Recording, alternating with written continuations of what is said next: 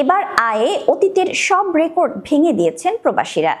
চলতি অর্থ বছরের 7 মে পর্যন্ত এসেছে $25.27 বিলিয়ন, যা দেশের ইতিহাসে সর্বোচ্চ প্রবাসী আয়ের রেকর্ড। এর আগে দেশের সর্বোচ্চ প্রবাসী আয় এসেছিল 2020-21 অর্থ বছরে $24.77 বিলিয়ন। বাংলাদেশ ব্যাংক এ তথ্য জানিয়েছে। বিস্তারিত থাকছে ডেস্ক রিপোর্টে।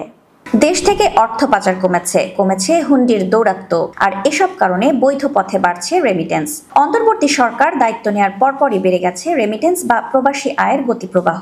দেশের ইতিহাসে রেমিটেন্স আসায় একের পর এক রেকর্ড হতে থাকে। সর্বোচ্চ এবং দ্বিতীয় সর্বোচ্চ রেমিটেন্স এসেছে যথাক্রমে মার্চ ও এপ্রিলে। রেমিটেন্স আসার সেই ধারা এখনো অব্যাহত রয়েছে। চলতি মাস মের প্রথম 7 দিনেই $73.50 লাখ রেমিটেন্স বা প্রবাসী আয় দেশে এসেছে।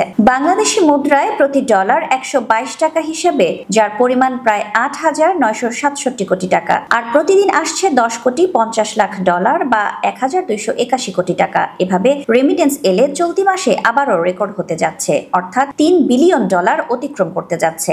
বাংলাদেশ ব্যাংক সূত্রে জানা যায়, মে মাসের প্রথম 7 দিনে $73.50 লাখ রেমিটেন্স এসেছে, যা তার আগের বছরের একই সময়ে $13.5 কোটি বেশি। 2024 সালের মে মাসের প্রথম 7 দিনে এসেছিল $60.10 লাখ রেমিটেন্স। বিশেষজ্ঞরা বলছেন, 16 বছর আওয়ামী লীগ সরকার ক্ষমতায় থেকে দেশের অর্থনীতির যে ক্ষতি করেছে তার অন্যতম হচ্ছে প্রবাসী আয়। বিগত সরকারের আমলে অবৈধ পথে রেমিটেন্স দেশে নিয়ে আসতেন তাদের সহযোগীরা, যে কারণে বৈধ পথে এ আয় অনেকটাই কম আসতো। তবে অন্তর্বর্তী দায়িত্ব নেওয়ার পর একদিকে যেমন হুন্ডি চক্র আত্মগোপনে রয়েছে, অন্যদিকে আস্থা বৃদ্ধির ফলে রেমিটেন্স পাঠানো বাড়িয়েছেন প্রবাসীরা।